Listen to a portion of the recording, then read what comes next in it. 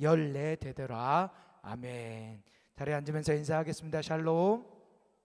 예, 앞뒤 분에게 한 번 더 밝게 운수하겠습니다. 하나님께서 당신을 사랑하십니다.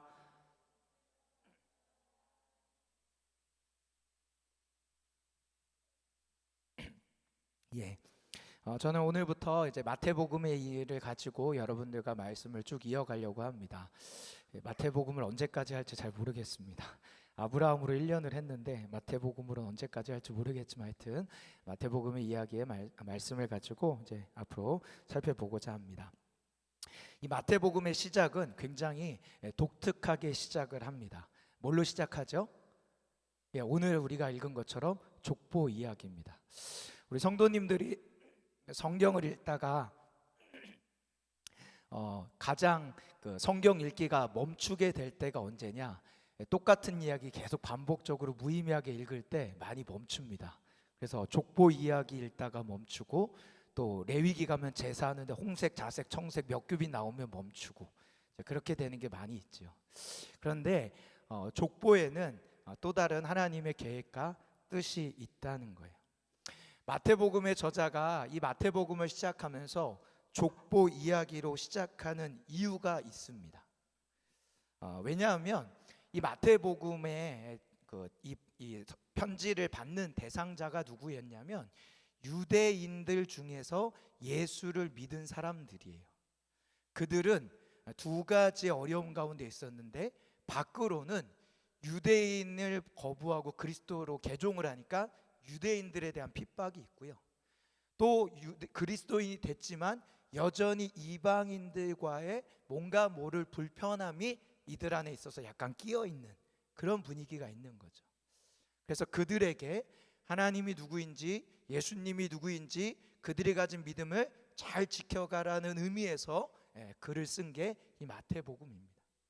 그러다 보니까 유대인들이 누군가를 이해할 때 가장 잘 이해하는 코드로 접근하는 게 가장 좋은 방법이겠죠.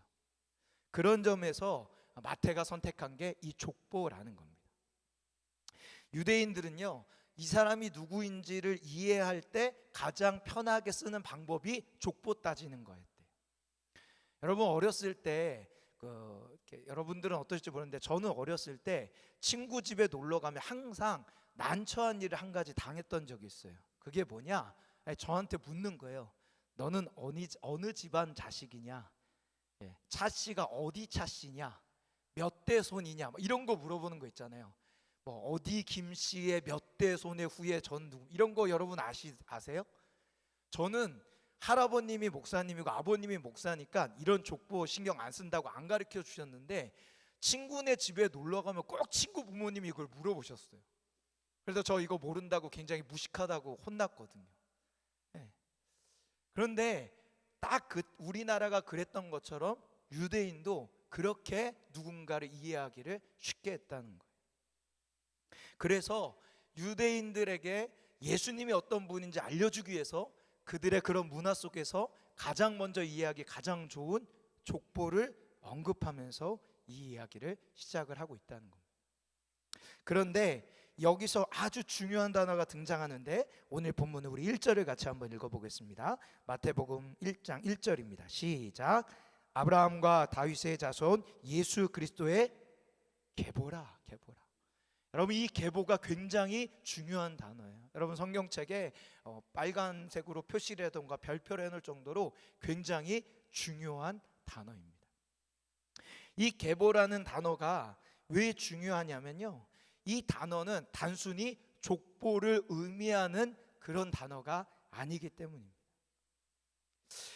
예수님의 시작을 알리는 그 성경 구절이요, 마가복음에는 어떻게 시작을 하냐면 하나님의 아들 예수 그리스도의 복음의 시작이라 이렇게 시작을 하고 있고요, 요한복음은 태초에 말씀이 계시니라 그러면서 둘 다 시작하는 것으로 시작을 하는데, 유독 마태복음만은 이 계보라는 단어를 표현하면서 시작을 하고 있다는 거예요.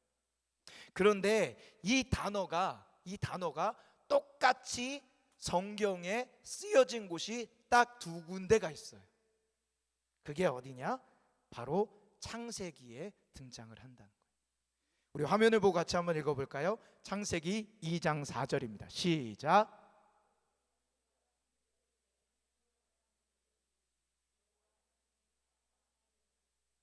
예, 화면 잠깐 띄워주시고요. 여러분 한번 찍어보세요. 저기서 이 계보와 같은 단어가 뭘 것 같으세요? 예, 내력이라는 단어예요. 땅의 내력이라 할 때 저 내력이 우리는 저렇게 번역했지만 원어를 볼 때 계보와 같은 단어입니다. 그리고 그 다음에 또 나옵니다. 창세기 5장 1절 시작. 이것은 아담의 계보를 적은 책이니라.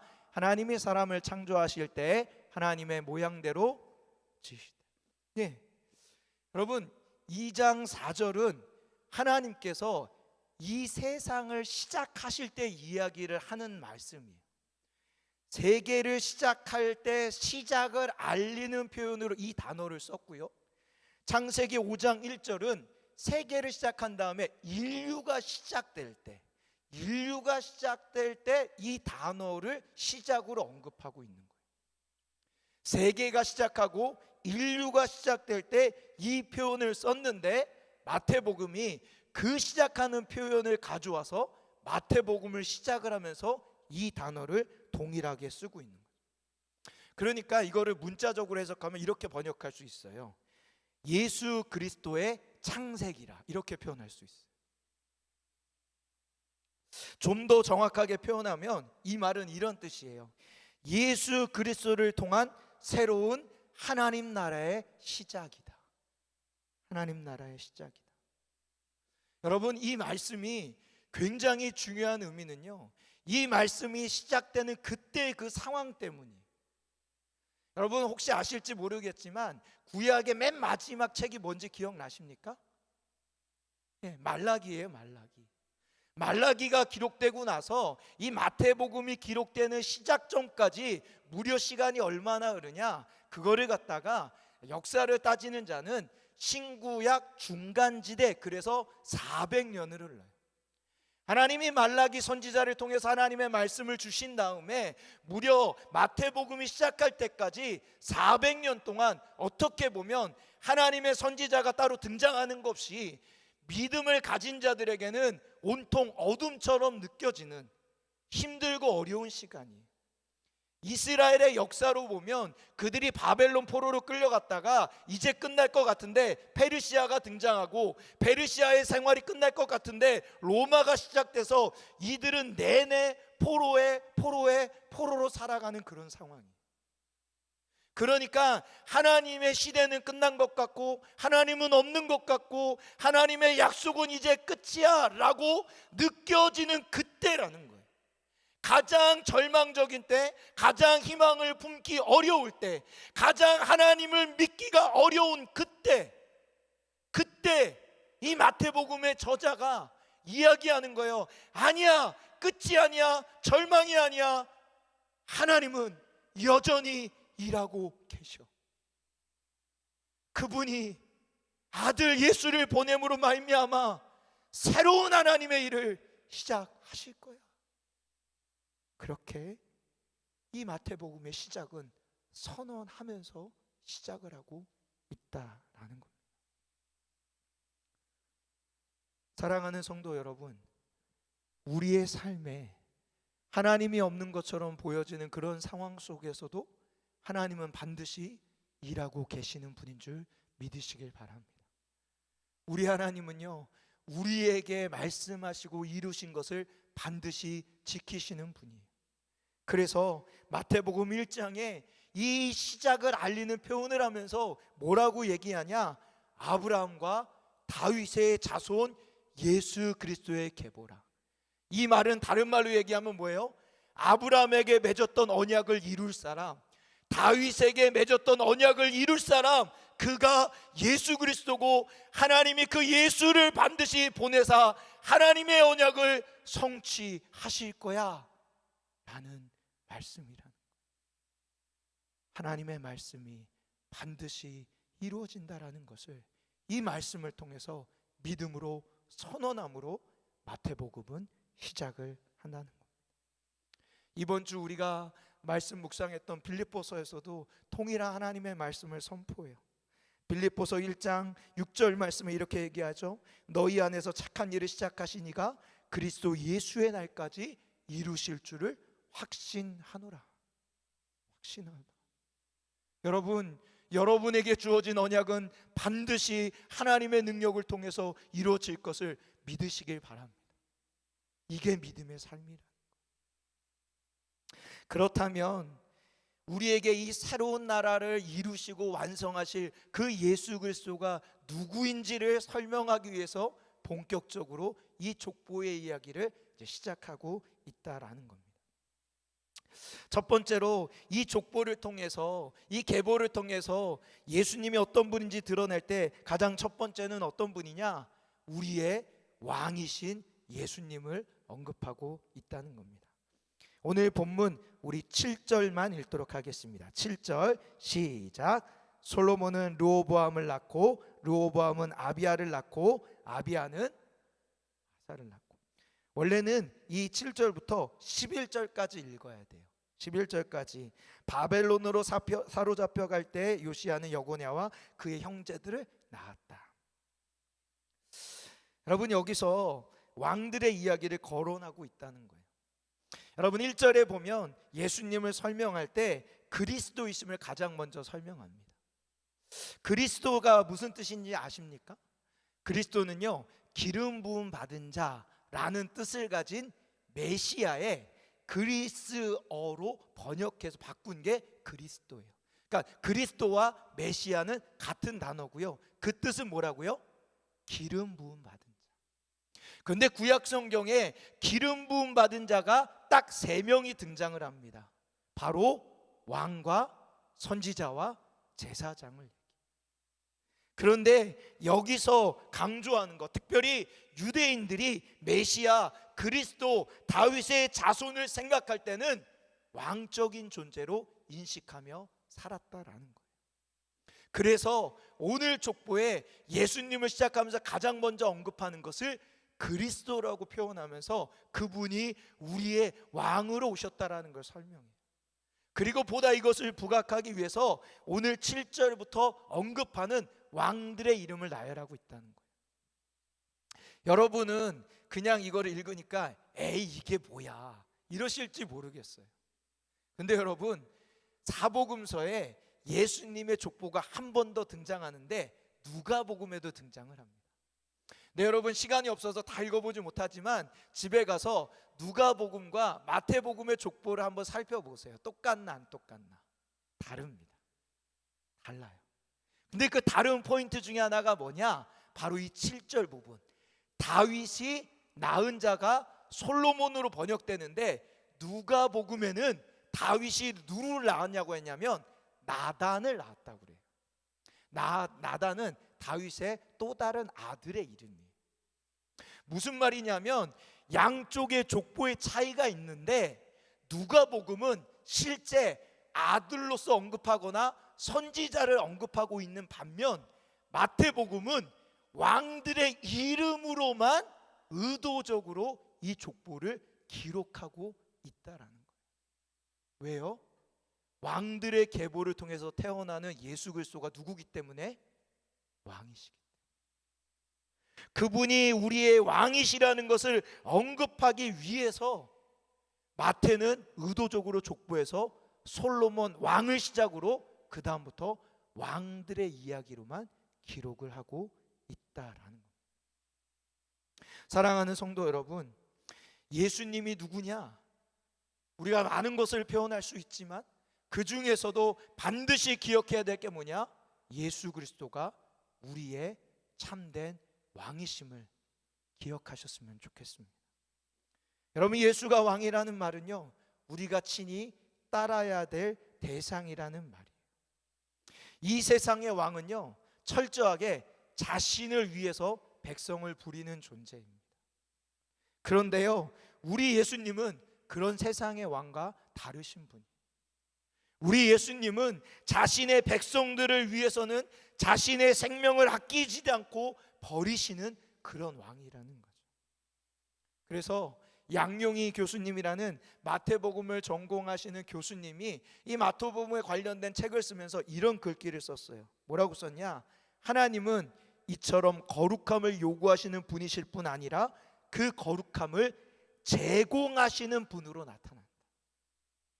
그러니까 예수님이 우리의 왕이시라는 말 안에는 어떤 의미가 있냐면, 예수님이 내가 왕이니까 너희 나 섬겨, 이런 게 아니라 예수님이 왕으로 우리를 통치하심으로 말미암아 우리가 하나님의 백성답게 살아갈 때 필요한 그 모든 것들을 책임지시고 제공하시고 부어주시는 분이 예수님이라는 것을 표현하고 있다라는.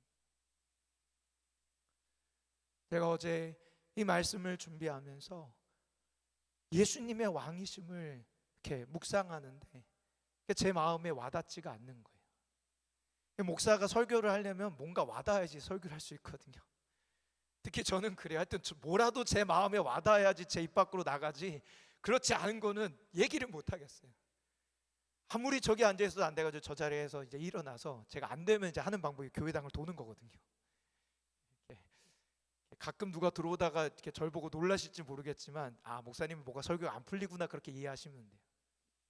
한참을 뺑뺑 돌면서 주님이 왕이신 게 저와 무슨 상관입니까? 라고 물으면서 한 10바퀴 20바퀴를 뺑뺑 돌면서 하나님 앞에 기도했어요. 근데 주님이 그때 제 안에 생각나는 찬양 한 곡이 주셨어요. 그게 뭐냐? 예수의 이름으로. 가사가 이래요. 예수의 이름으로 나는 일어서리라. 주가 주신 능력으로 나는 일어서리라. 원수가 날 향해 와도 쓰러지지 않으리. 주가 주신 능력으로, 주가 주신 능력으로, 주가 주신 능력으로 일어서리라. 이 찬양이 떠오르는 거예요. 이 찬양을 무작정 부르기 시작했어요. 근데 그 찬양을 부를 때 하나님이 제 마음 안에, 이게 내가 너의 왕이야. 내가 너의 왕이 돼서 내가 너의 능력을 주고 싶어. 너의 삶에 네가 해결할 수 없는 그 문제, 그거 내가 해결하고 싶어. 너의 한계로 부딪히는 삶의 어려움, 그거 내가 뛰어넘게 하고 싶어. 그게 나의 왕됨이야. 그렇게 주님이 말씀하셨습니다. 주님 저의 왕이 되어 주십시오. 제 인생에 주님이 진짜 왕 되어 주십시오. 저는 해결할 수 없는 내 삶의 문제 두성이지만 주님이 내 삶의 왕으로 임하시는 그 순간 주님이 내게 능력을 주셔서 내가 그것을 뛰어넘게 될 줄 믿습니다. 여러분, 여러분의 삶에 힘들 때 다른 것 말고 여러분의 삶의 왕이 주님임을 선포하시길 바랍니다. 그때 주님이 능력 주실 줄 믿습니다. 그 능력으로 우리가 뛰어넘게 될 줄 믿습니다. 우리 지금 그 믿음을 가지고 우리 함께 이 찬양 주님 앞에 부르며 나아가면 좋겠습니다. 우리 함께 찬양하겠습니다. 예수의 이름으로, 예수의 이름으로 나는 일어서리라. 주가 주신 능력으로 나는 일어서리. 원수가 날 향해 와도 쓰러지지 않을 주가 주신 능력, 주가 주신 능력, 주가 주신 능력으로. 우리 오른손을 들고 한 번 더 찬양하겠습니다. 예수의 이름으로, 나는 일어서리라. 주가 주신 능력, 나는 일어서리라. 원수가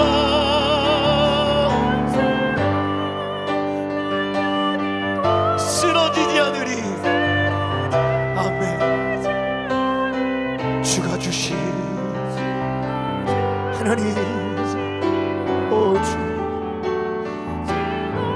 주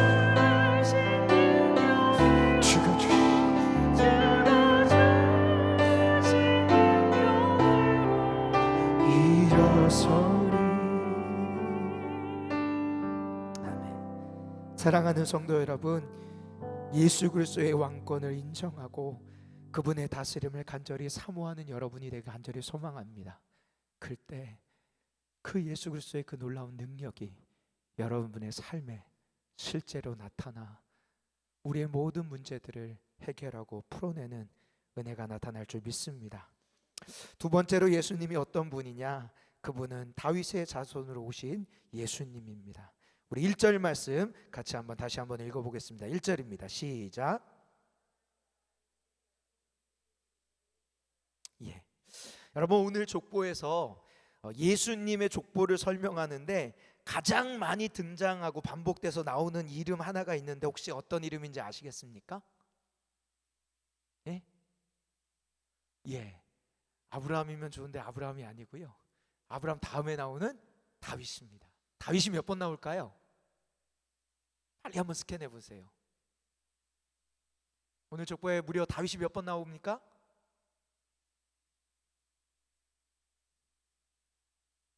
예. 찾으셨는데 겸손해서 얘기 안 하시는 거죠? 예, 5번 나옵니다. 5번. 예.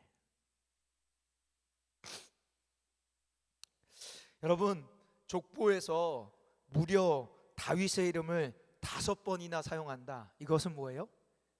다윗을 강조하는 거예요. 다윗의 강조를 하면서 예수님이 다윗의 자손 그다라는 것을 말하는 거죠.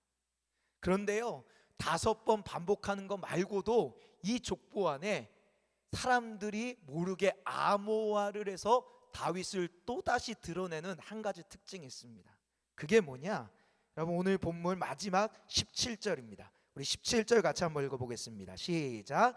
그런즉 모든 대수가 아브라함부터 다윗까지 14대요 다윗부터 바벨론으로 사로잡혀 갈 때까지 14대요 바벨론으로 사로잡혀 간 후부터 그리스도까지. 지금 족보를 세 등분으로 끊었는데 몇 대로 끊는다고요? 그렇죠, 14대로 끊고 있어요. 14대로. 근데 여러분, 집에 가서 숙제니까요, 진짜 14대인지 한번 세보세요. 성경이 14대라고 하니까 14대가 맞겠죠? 근데요, 세보면요, 아니에요. 죄송하지만 아닙니다. 아브라함부터 다윗까지는요 13대예요. 그리고 맨 마지막 바벨론 이후의 세대도 13대가 나오고요. 그리고요, 또 재미난 것은 가운데 있는 다윗 왕부터 왕들의 이야기는요, 실제 역사에게는 20명이 왕이 나오는데 거기서 6명을 통째로 빼버리고 14명을 완성했어요.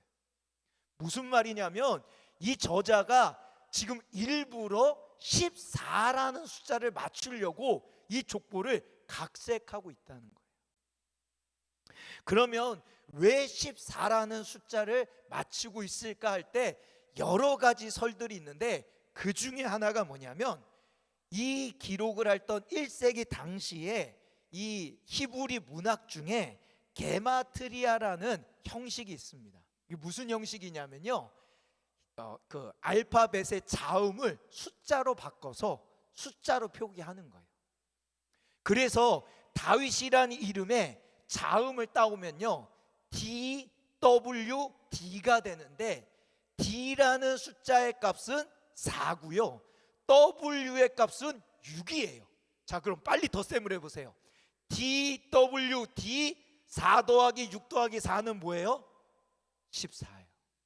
그래서 이 14대라는 끊는 숫자 안에는 암호화를 해서 다윗을 부각시키고 있는 거예요. 여러분, 우리가 성경에서 잘 아는 숫자 중에 이 게마트리아 방식으로 쓰여진 아주 유명한 숫자가 하나 더 있어요. 그게 뭐냐? 요한계시록에 나오는 666이에요. 한때 이것들 막 뜨거워가지고 막 별거 막 새겨야 되고 막 바코드 비춰야지 나와야 되고 막 여러 가지 소설이 있었죠. 사실 이거는 이 게마트리아 방식으로 쓰여진 암호화 같은 숫자예요. 그 당시 기독교인을 핍박했던 로마 황제 누구요? 네로. 그런데 그의 이름을 얘기할 수 없는 거예요. 그러니까 네로라는 이름의 철자에 숫자를 총 더하니까 합이 몇이 나왔다? 666. 그래서 그 당시에 이 요한계시록 서신서를 보는 사람들은 666을 보면서 누구를 떠올리는 거예요? 네로 황제를 떠올린 거죠. 당시의 유적이었던 폼페이 유적지를 이렇게 나중에 발굴됐는데요. 거기에 나온 유적지 중에 낙서들이 되게 많대요. 근데 그 낙서 중에 이런 낙서가 있어요. 나는 그 이름이 545인 그녀를 사랑한다. 네, 네. 게마트리식을 한 거죠. 자음의 철자를 땄을 때 이름이 처음에는 5 숫자 되는 자음일 거고, 그 다음에 4고 5고 이렇게 나오는 거죠. 지금 마태는요, 이 족보의 14대를 언급하면서 누구를 강조하냐? 다윗을 강조하는 거예요. 그래서 예수님이 다윗의 자손입니다. 이스라엘 백성들에게 있어서요, 다윗의 자손은 굉장히 중요한 의미가 있었습니다. 뭐냐? 우리 민족의 황폐하게 무너진 실패를 다시금 재건시켜줄 인물로 다윗의 자손을 삼았어요. 그래서 마태복음에 보면 예수님을 향해서 진짜 다윗의 자손 예수여 라고 부르는 장면들이 꽤 많이 등장을 합니다. 그 중에 하나가 예루살렘 성에 입성할 때예요. 마태복음 21장 8절에서 9절 같이 읽겠습니다. 시작. 무리의 대다수는 그들의 겉옷을 길에 펴고 다른 이들은 나뭇가지를 베어 길에 펴고 앞에 가고 뒤에서 따르는 무리가 소리 높여 이르되 호산나 찬송하리다 주의 이름으로 오시는 이여 가장 높은 곳에서 호산나. 예수님을 향해서 뭐라고 불러요? 호산나 다윗의 자손이요, 우리 민족의 실패했던 것을 다시금 재건해 주리요 라고 요청하는 거예요. 여러분, 또 재미난 것은 이 예루살렘에 입성하기 바로 직전에 맹인, 눈을 보지 않는 자가 예수님을 부를 때도 똑같이 표현했다는 겁니다. 마태복음 20장 30절에 31절 시작. 맹인 두 사람이 길가에 앉았다가 예수께서 지나가신 다음을 듣고 소리질러 이르되 주여 우리를 불쌍히 여기소서. 다윗의 자손이 아니 무리가 꾸짖어 잠잠하되 더욱 소리질러 이르되 주여 우리를 불쌍히 여기소서. 여러분, 다윗의 자손이라고 가르쳐준 적이 없는데도 불구하고 이 맹인들이 예수님의 이야기를 듣자 예수를 누구로 부르는 거예요? 다윗의 자손이요. 뭐예요? 나의 인생의 실패 속에 그 실패를 다시금 재건해 줄 분이시여 라고 얘기하는 거죠. 여러분, 예수님이 다윗의 자손으로 오셨다라는 메시지는 우리에게도 적용되는 거예요. 우리의 삶에 실패하는 적들, 내 인생에 지우고 싶었던 그 기억들을 다시금 새롭게 재건하고 일으키는 것을 누가 하냐? 예수 그리스도께서 하신다. 우리가 그 예수 그리스도를 나의 구주로 고백하기 시작할 때, 내 삶에서 입술로 고백하기 시작할 때 우리의 삶에 실패하고 무너졌던 것들이 다시금 재건되는 은혜를 주신다라는 겁니다. 마지막 오늘 족보에서 예수님이 누구인지 가르쳐주는 세 번째 특징이 뭐냐? 예수님은 죄와 상처로 얼룩진 우리들을 구원하기 위해 오신 분이라는 사실이에요. 오늘 본문 3절에서 6절을 같이 읽겠습니다. 3절에서 6절 시작.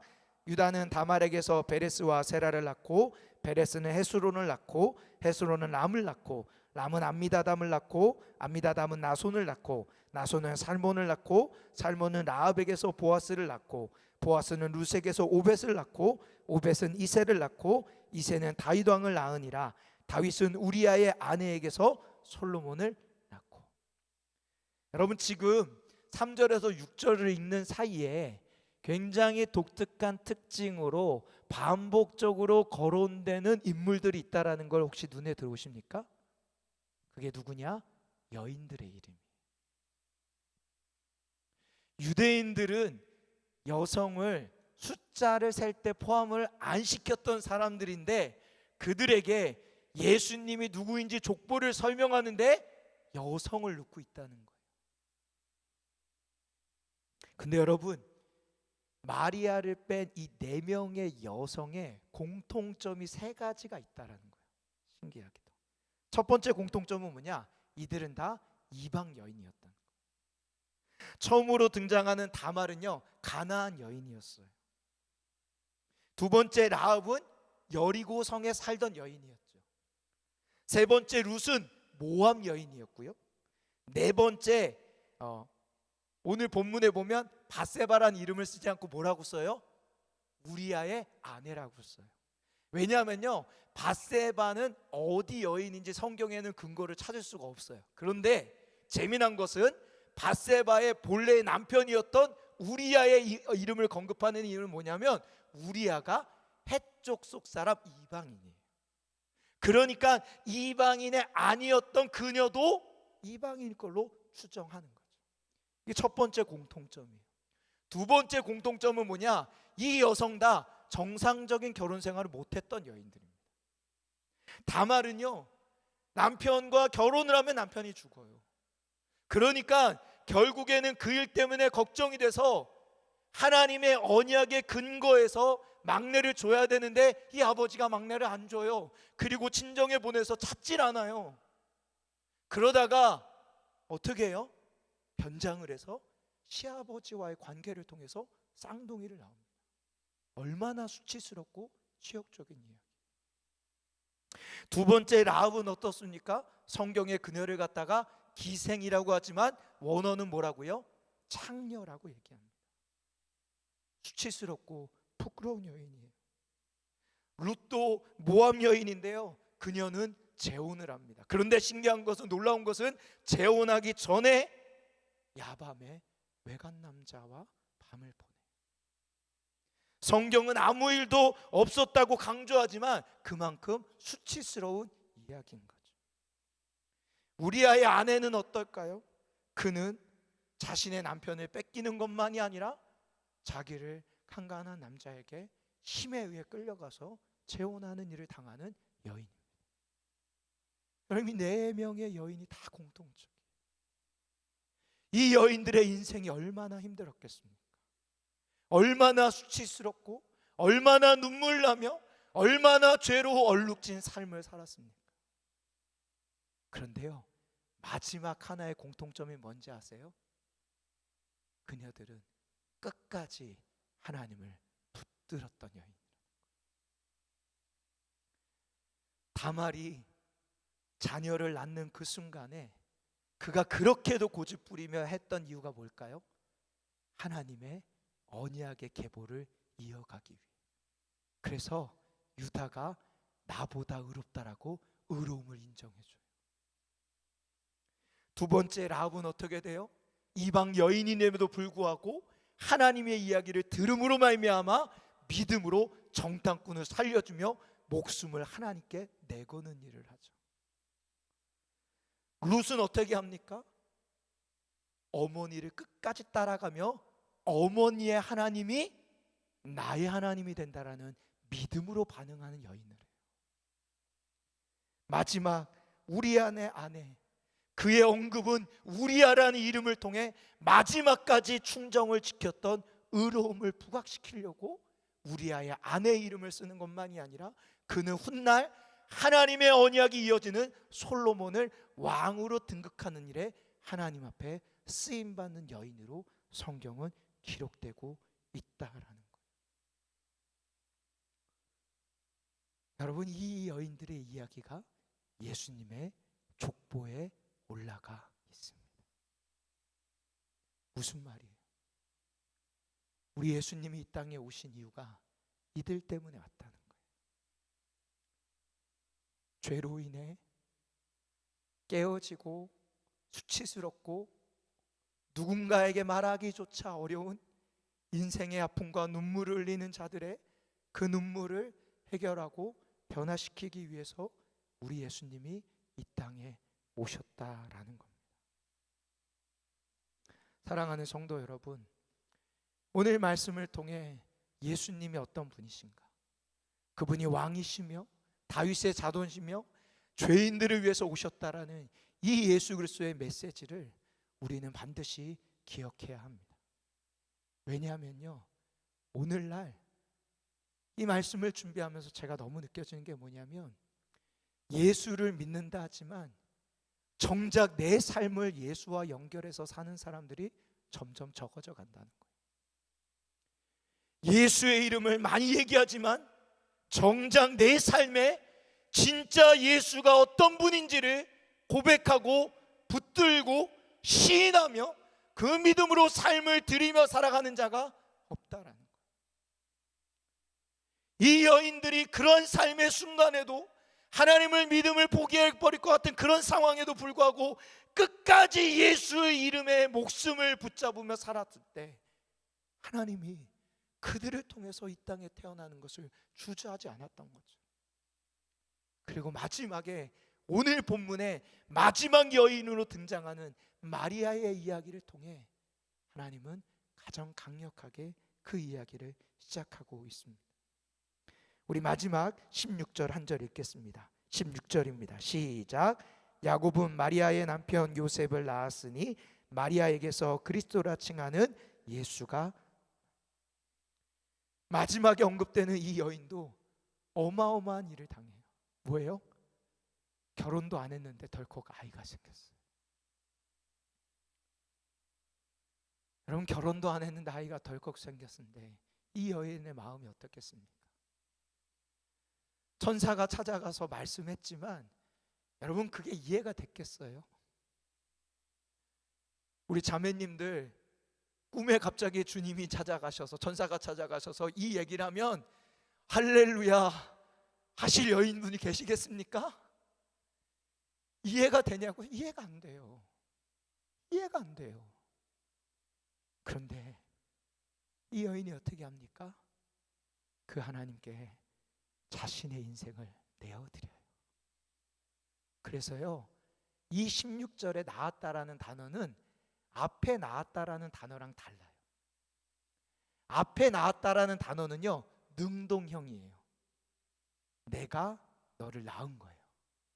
근데 맨 마지막에 마리아가 낳았다에 낳았다는요, 수동태예요. 신적 수동태. 하나님이 너를 통해 낳게 해 주셨다라는 거예요. 여러분, 우리가 믿음으로 살아가다 보면요, 이해가 안 될 때가 더 많아요. 하나님의 뜻인 거를 모르진 않지만 그 뜻을 행하기가 이해가 안 될 때가 더 많아요. 근데 그때 하나님이 하실 것을 믿고 내어드리는 거, 그게 믿음이라고 하나님이 오늘 우리에게 말씀하십니다. 예레미야 33장 3절, 너는 내게 부르짖으라. 내가 내게 응답하겠고 내가 알지 못한 크고 은밀한 일을 보이리라 말씀하시죠. 근데 여러분, 이 구절보다 더 중요한 구절이 바로 앞절이에요. 우리 앞절 읽어보겠습니다. 시작.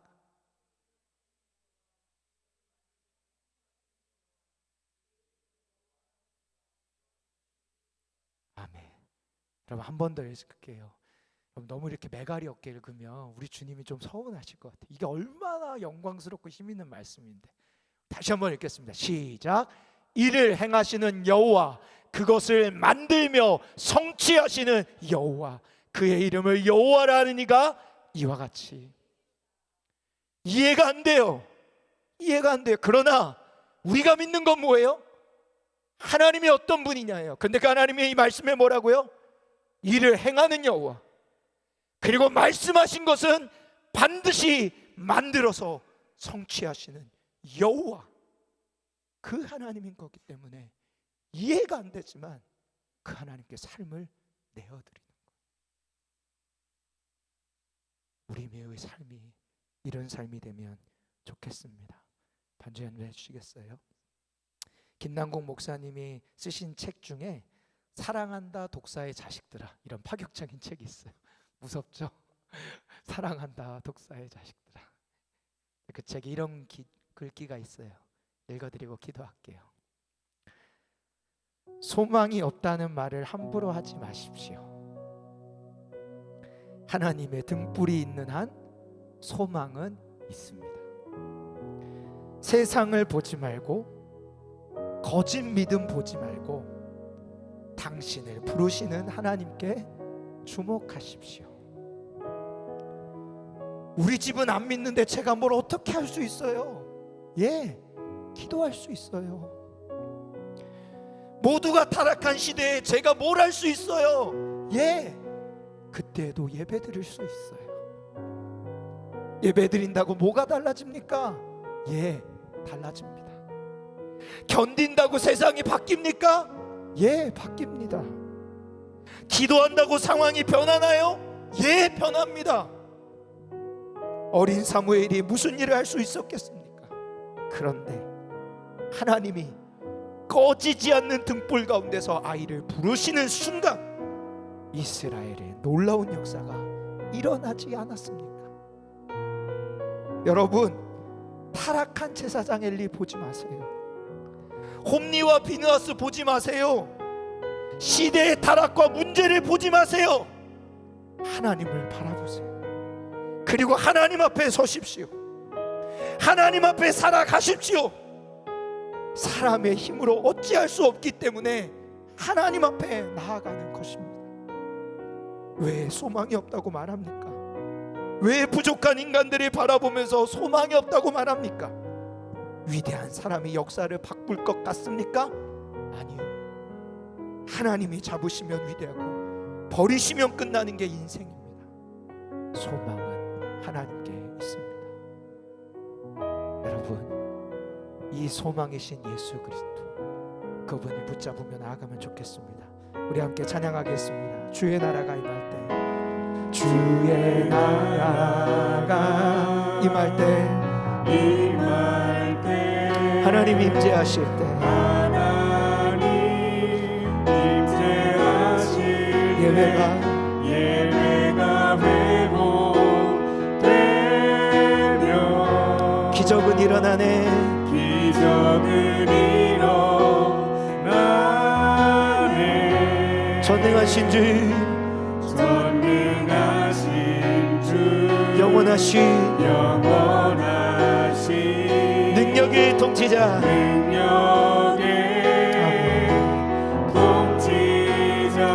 자유가 선포되어 주 백성 돌아오네.